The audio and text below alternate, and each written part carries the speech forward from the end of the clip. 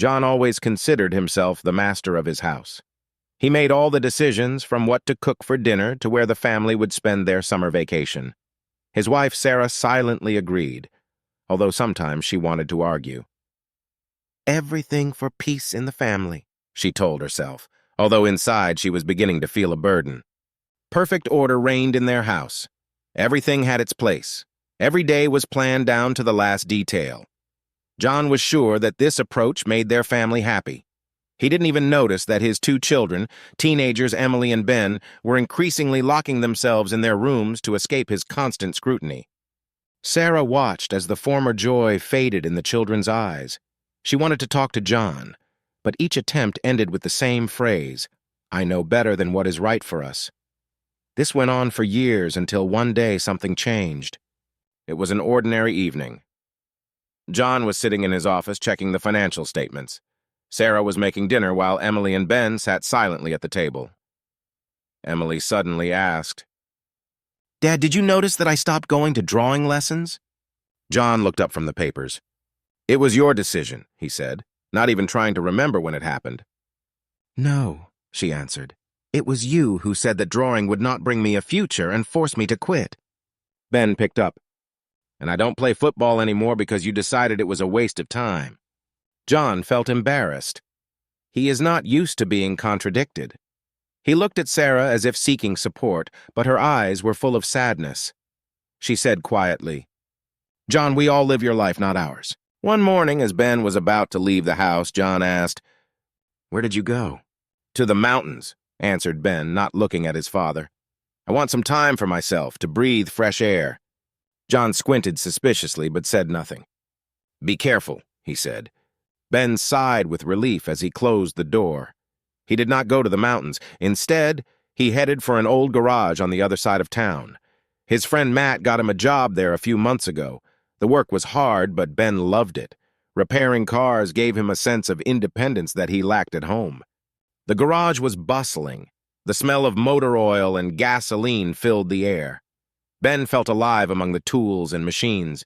He knew that John would never approve of such a job. For his father, it would be a low profession, but for Ben, it was a way to build his own life, independent of John's control. "You're early today," Matt said, nodding at Ben, who was quickly changing into his work overalls. "I don't want to sit at home," replied Ben, wiping the grease off his hands. "And also, we need to raise money for one idea." "What kind of idea?" Matt asked. "I want to go to another city, to go to technical college to become an auto mechanic," Ben answered. "But I don't want my father to find out about it yet." Matt nodded in understanding. He knew how hard it was for Ben to live under John's pressure. Meanwhile, at home, Sarah noticed that Ben began to disappear from the house for long periods of time. She tried to ask John, but he only said, "He is in the mountains. Let him take care of himself. He wants freedom. Let him feel it." But Sarah wasn't sure. One day she saw Ben's dirty shoes and his hands, which were stained with grease. She said nothing, but she began to suspect that her son was hiding something important. In the evening, when Ben returned, Sarah quietly approached him. "Son, can we talk?" Ben thought about it. He wanted to tell everything to his mother, but he was afraid that she would betray him to his father. "Mom, if I tell you something, will you promise not to tell Dad?" Sarah looked at her son, seeing determination and fear in his eyes. "I promise," she said. And Ben told.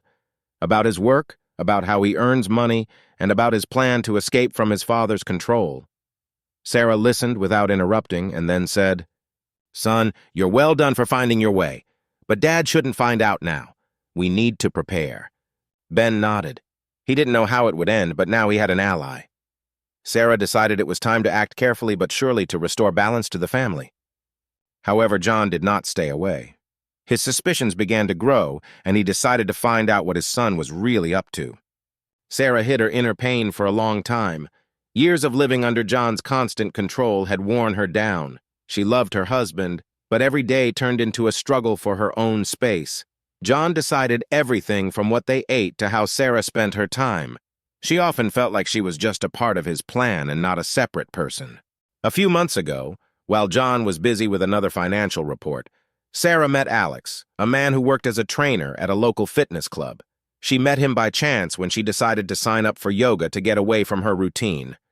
Alex was funny, attentive, and not at all like John. With him, she felt real, important. Sarah did not plan to start a relationship, but Alex's attention and care became a lifeline for her. They started talking, innocently at first, but gradually the conversations turned into something more. She didn't know how she got to this point, but she realized she was now living a double life. She was both afraid that John would find out and feeling like she couldn't leave Alex. One evening, when John was immersed in his papers again, Sarah received a message. It was Alex. "I hope you're okay. If you need to talk, I'm here." She sighed. She really wanted to answer, but suddenly John raised his head. "What kind of message?" Sarah quickly put her phone away and answered. "This is Emily. She says she needs something for school." John gave him an incredulous look but went back to his work. Sarah breathed a sigh of relief, but this moment emphasized even more how difficult it is to live a double life. She had a decision to make, but she didn't know if she was willing to take the risk. Meanwhile, John, despite his control, began to sense that something was wrong with his family. Ben was acting strangely, and Sarah was looking increasingly alienated. He decided to keep a closer eye on each of them. One day, when Sarah was about to go out for yoga, John suddenly said, "I'll give you a ride." She froze, not knowing how to respond. "No, you don't need to. I'll handle it myself. You have things to do," she said, trying to sound calm. "I insist," John replied coldly. Sarah realized that now she had to be even more careful to hide her steps. But she didn't know that John was already beginning to suspect the worst. In the evenings, he checked her phone and sometimes even followed her movements, although Sarah did not know it. One day, he accidentally found out that her yoga does not always take place in a fitness center. John now had a goal to find out the truth. His confidence that he was in control of everything in his life began to crumble, and with that came fear. What will he discover when all the cards are revealed?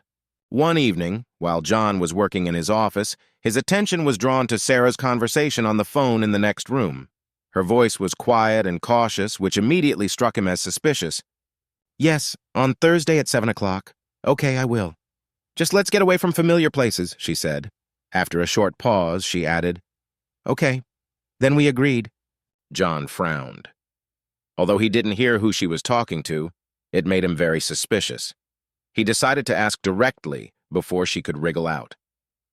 After leaving the office, he entered the room and, pretending to be calm, asked, "Sarah, who did you just talk to?"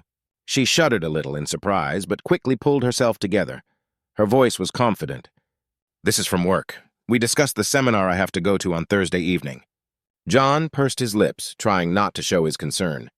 She had never mentioned the seminar before. "Seminar?" he repeated, looking straight into her eyes.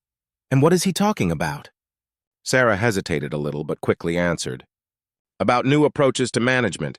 We have a lot of changes at work now. This is important for my position."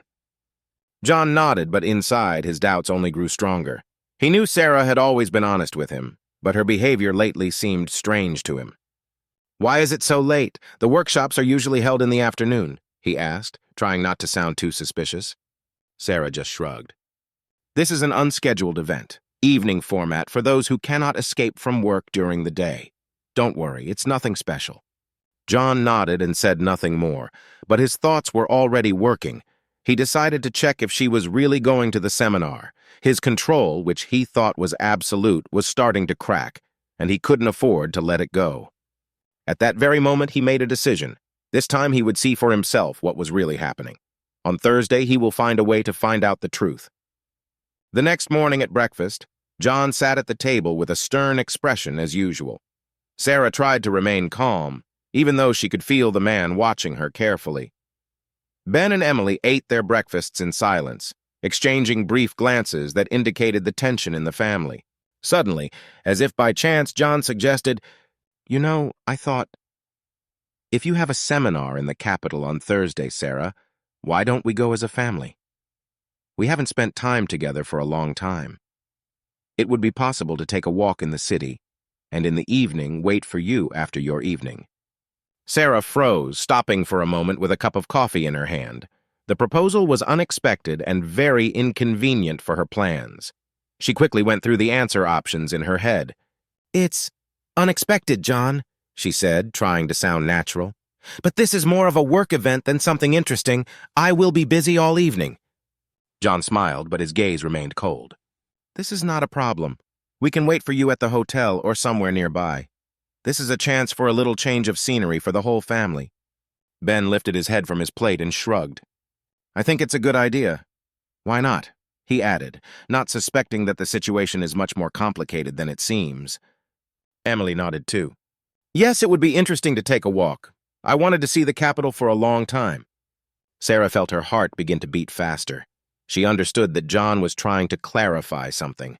His proposal was too unexpected and clearly thought out. She collected her thoughts and said, It looks complicated to me, John. If you want to organize something for the family, we'd better do it another time. This workshop does not involve any free time. But Sarah realized that she had no choice. John was persistent, and Emily and Ben supported his idea. To avoid suspicion and not to create tension in the family, Sarah agreed. Okay, she said with a smile. If you all want it, let's go together. But I warn you, this is a work event, and I will probably be busy all evening. John nodded in satisfaction. It's okay, we will walk around the city and wait for you. Excited at the prospect of spending time in the capital, Ben and Emily began packing. Sarah, while packing her bag, was thinking how to get out of this situation. She knew Alex was waiting for her, but now she would have to be very careful. On the way to the capital, John was in a good mood, which seemed unnatural. He joked with the kids, turned on the music, and even talked about the importance of traveling together every once in a while. Sarah was silent most of the way, trying not to show her excitement. Mom, what kind of seminar is this? Emily asked. It's more about time management and new approaches to work, Sarah replied, improvising. Nothing interesting for you, unfortunately. John listened intently but said nothing. In the capital, the family stayed in a small hotel where John had booked a room in advance. After a short rest, Sarah changed clothes in preparation for her workshop. She hoped to find a way to sneak out to meet Alex while John and the kids were busy. I'm going west, she said, trying to sound confident. This is a closed event, only for employees. You can walk around the city or stay at the hotel. We're going for a walk, John replied with a smile that didn't quite match his true emotions. Maybe we'll even find a place to have dinner while you're at your seminar. Sarah nodded and left the room. She was on her way to the cafe where she was supposed to meet Alex. A romantic meeting in a cafe. Sarah walked into a small cafe on a quiet street. She could feel her heart beating wildly in her chest. It was a meeting she had been looking forward to all week, but this time the anxiety over John's presence in the capital was stronger than ever. She looked around the cafe and saw Alex in the corner. He was already waiting for her, sitting at the table by the window. His warm smile instantly dispelled some of her fears. Alex rose as she approached and lightly touched her hand. You look beautiful as always, he said quietly, looking into her eyes. Sarah felt her cheeks burn a little, but she smiled. I almost didn't come. It was risky, she replied, sitting down across from him. Alex leaned closer, keeping a calm, gentle expression on his face. But you are here. This is the main thing. I appreciate every minute we can spend together. The waiter came over to take the order. Sarah asked for green tea and Alex for espresso. They both knew that time was short, but every second was precious. When the waiter left, Alex turned his attention back to her. I see you are tense. Did something happen? He asked, gently touching her hand. Sarah sighed, looking into his kind, warm eyes. John offered to go with the whole family. I couldn't say no, and now they are here. I barely managed this time. Alex listened intently, squeezing her hand gently. I understand. I'm sorry you have to hide it, but Sarah, you deserve more, for freedom, for love that brings joy, not burden. She felt her eyes fill with tears. These words touched the very essence of her heart. I'm so tired, Alex. Tired of living by someone's rules. With you, I feel alive, real. But I don't know how to change everything. Alex leaned even closer, his voice calm and confident. I will be by your side if you decide to change your life, but this decision is yours. I don't want to push. Just know that you are not alone. They sat in silence, looking into each other's eyes. Outside the window, a hectic evening in the capital was passing. But for them, the world seemed separate and cozy. Their hands remained connected, and there was more emotion in that simple touch than any words. When the tea and coffee were finished, Sarah looked at her watch. "I have to go. If I linger, John will suspect something." Alex stood up with her. "Sarah, remember, I'm always here for you." He hugged her, lightly touching his lips to her forehead. This touch was gentle, but full of emotion. Sarah breathed in his scent again, warm, comforting, the kind that reminded her of the life that could have been hers. "Thank you," she whispered before turning and walking out. As she walked back to the hotel, her heart was full of mixed feelings, happy to meet Alex and worried that John might be suspicious. But she knew one thing. Those brief moments of happiness were priceless to her, even if they didn't last long. John decided not to waste time and took Ben and Emily for a walk around town. He tried to look calm, but his thoughts about Sarah were still on his mind. At the same time, the children did not suspect anything and were happy to see the capital. "Where shall we go first?" Emily asked, scanning the surrounding streets. "Maybe to the park?" Ben suggested. "There is a large fountain just nearby. I read about him on the internet." "That's a good idea," John nodded. "Let's go for a walk to the park, and on the way we can stop by for ice cream." They went into a small cafe where Ben and Emily got ice cream and John ordered a coffee.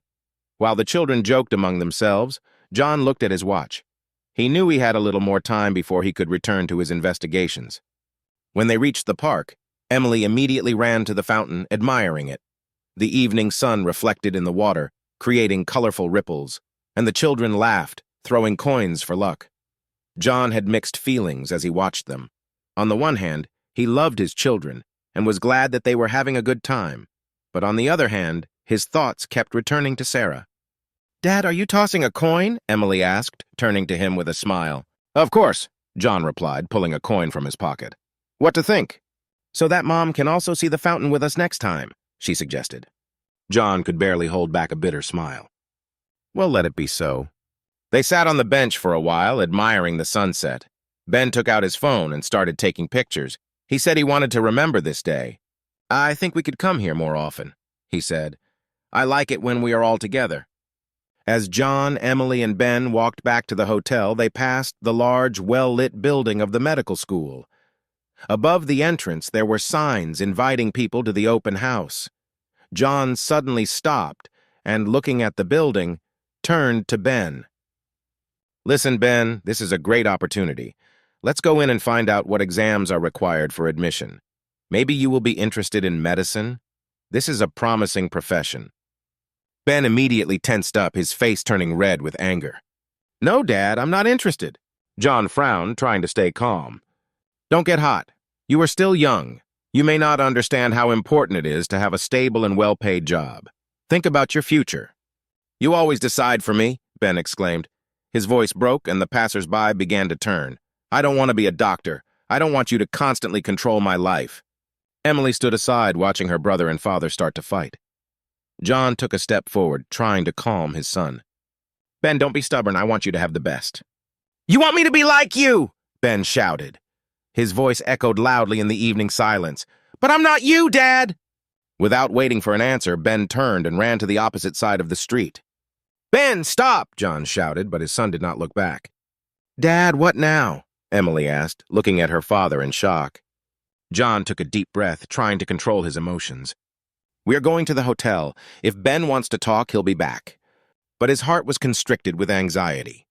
He realized that he was losing touch with his son and that his attempts to control everything only led to alienation. Ben ran through the streets of the capital, not thinking about where he was going. He was filled with rage and despair. He wanted one thing, to be himself, and not a puppet in the hands of his father.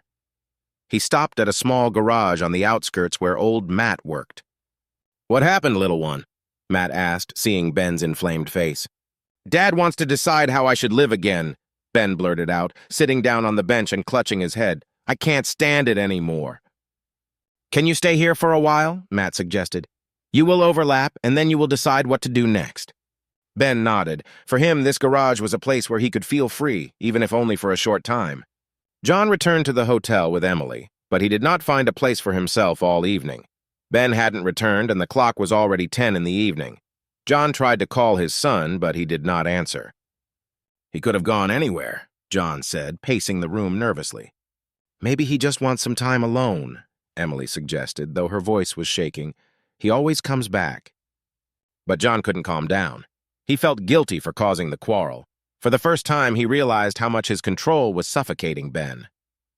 "I'll go find him," said John. "But how will you find him in a big city?" Emily asked.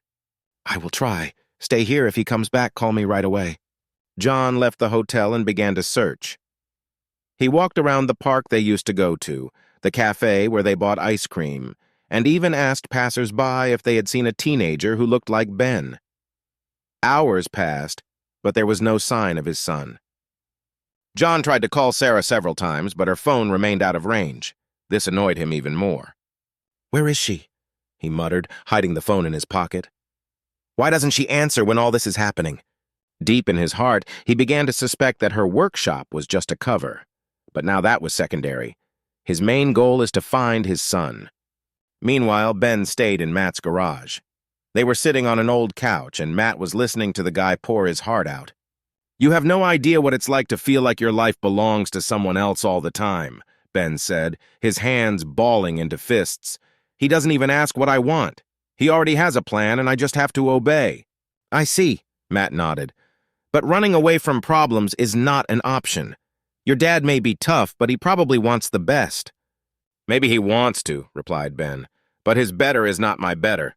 "Then you should talk to him," Matt said, honestly and directly. "Otherwise, he will never understand how you feel." John searched for his son until morning. He even went to the local police station, but was advised to wait a few more hours because Ben was not considered missing.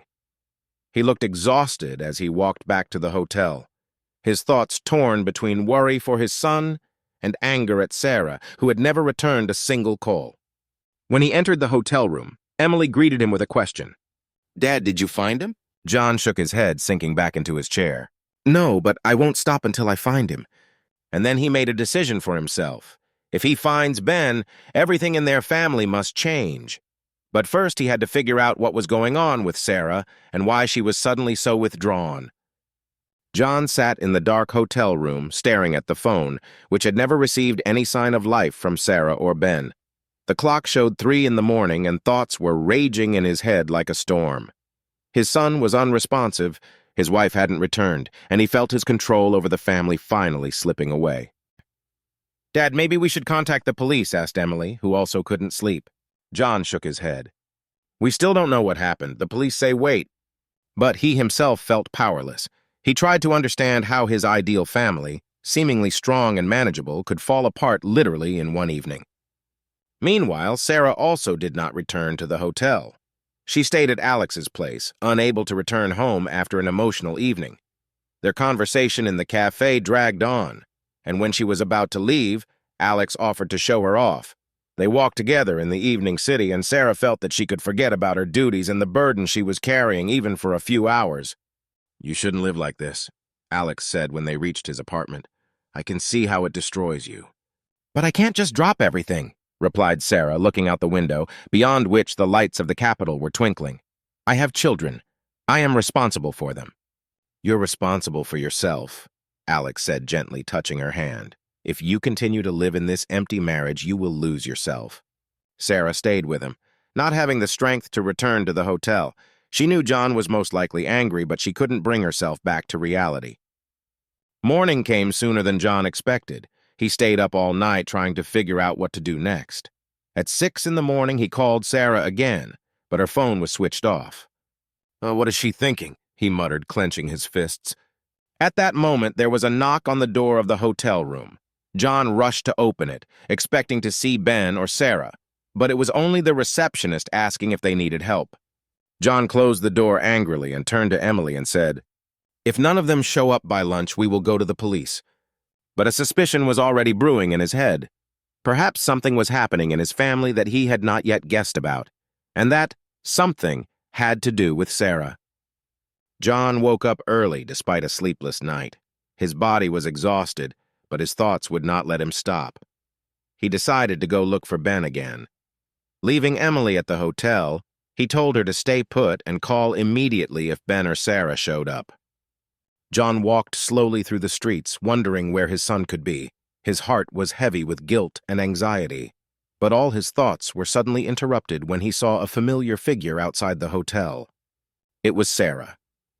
She was standing on the sidewalk talking to a man who had just dropped her off in his car. John stopped, watching them. The man was tall, athletic, and looked confident. He smiled lightly at Sarah, and she, to his surprise, returned a warm smile. Before leaving, the man put his hand on her shoulder. Sarah didn't flinch, but instead touched his hand lightly, as if it was a natural gesture for her. John felt his blood freeze in his veins. He had seen the scene, and he didn't need any more explanations. As soon as the car drove off, John quickly walked over to Sarah. She turned and met his gaze, cold and filled with anger. "What was that?" John asked sharply, not even trying to hide his anger. Sarah was confused for a moment, but quickly regained her composure. "It's a colleague who gave me a ride," she answered, looking him straight in the eye. "A colleague?" John snickered. "Are you serious? Who is this man, Sarah, and why didn't you answer the calls all night?" She looked away, which angered him even more. "I left the phone on silent," she said, trying to sound confident, "and this is just a friend. You react too quickly." "Friend?" John took a step closer, almost whispering with rage. "Do you really think I'm that stupid?" Sarah was silent. Her silence only added fuel to the fire. "Sarah, I've seen enough. You better tell the truth, because otherwise I will." She looked as if she was about to say something, but at that moment their conversation was interrupted by Emily, who rushed out of the hotel. "Dad! Mom! Are you here? Ben called!" John immediately forgot his anger and turned to his daughter. "What did he say? Where is he?" he asked, grabbing Emily by the shoulders. "He said he was fine and would be back later." "But he didn't say where he was now," Emily explained, looking nervously between her father and mother. John took a deep breath, trying to calm himself. "Good. If he called, that's already something. We will wait." But it was clear in his head. He was not going to leave the issue with Sarah. He understood that after Ben returned, the family would have to go through a serious conversation that would change their lives forever. John, trying to collect his thoughts, led Sarah back to the hotel away from the children. He closed the door of their room, turned to his wife, and said in a cold but restrained voice, "Tell the truth, Sarah. Who is this man, and what between you?" She took a deep breath, obviously hesitant, but eventually her face changed from confused to serious. She realized that there was no longer any point in hiding what had been a burden in her heart for a long time. "Yes, John," she said softly, meeting his gaze. "I have a lover." His face remained impassive, but Sarah could see his hands clenched into fists. "How long?" he asked briefly. "A few months," she answered. "And it didn't happen just like that?" "Not just like that?" John asked bitterly. "How does that justify your betrayal?" Sarah sighed and lowered her head, then suddenly raised her eyes, full of determination.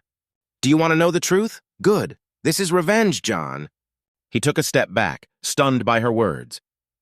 "Revenge for what?" "For you, John." There was more pain in her voice than anger. "I know about your lover. About that woman you were with many years ago. Did you think I didn't know?" John was silent, his face pale. He remembered that brief fling he had kept hidden because he thought it was in the past and didn't affect their marriage. "Sarah, it's been a long time," he began, but she cut him off. "You never confessed, never apologized. I expected you to tell me the truth yourself, but you kept acting like you didn't. And me? I was forced to live with it, to pretend that nothing had happened." John was silent, not knowing what to say. "Alex," she continued, almost whispering, "he appeared when I was on the verge. At first it was just communication that helped me feel alive. But then I realized that I can do what you did." "You wanted revenge on me," John said, bitterness and disappointment in his voice. "Yes," Sarah answered firmly. "But not only because of that. You know what was the worst? Not your betrayal, but the fact that you continued to control everything, not realizing that you were destroying me and our marriage." John felt his defenses, built up over years of self-confidence, begin to crack. He couldn't believe that his own actions, which he thought were long forgotten, had caused what was happening now. "Why didn't you say anything earlier?" he asked quietly. "I've been waiting," Sarah replied, tears starting to roll down her cheeks. "I was waiting for you to confess and apologize, when you show that you are able to understand what is really important. But that never happened." She looked away and then said, barely audible, "And now I don't know if there is anything to save between us." John was silent, aware that their life, which he had built and controlled for so long, was now falling apart because of him. Words did not come to his mind. He realized that the moment had come when he would have to decide whether to fight for his family or let them go. John sat in silence, feeling reality come crashing down on him from all sides. He looked at Sarah standing before him, exhausted and devastated, but still beautiful. He saw her real pain, the one he had overlooked before because of his pride and stubbornness. And it was at this moment that he realized that he could lose everything: the woman he really loves, and the family he always considered his fortress. He stood up and took a step towards Sarah. "You're right," he said in a low but firm voice. "In everything. I was blind. I was so focused on controlling everything that I didn't notice how I was hurting you." Sarah looked up in surprise. She did not expect this from him. "You deserved to hear the truth back then, many years ago, and I have to apologize for that," John said, his voice shaking. "Not only did I betray you, but I also did not find the courage to admit it and try to fix it." He took a step closer, looking straight into her eyes. "I want to change everything, Sarah. I'm willing to do anything to start over, if you give me another chance." She was silent, looking into his face as if trying to see if his words were sincere. "John, it's not easy," she finally said. "I cannot forget everything that happened, but—" She paused, taking a deep breath. "If you are really ready to change, if you are ready to work for us, I am ready to give you a chance, but only one." John nodded, clearly relieved. "I promise. I will do whatever it takes." Sarah saw tears form in his eyes, which was rare for him. She felt a part of her wall begin to break, but she still held on cautiously. "It's going to be a hard road, John," she said.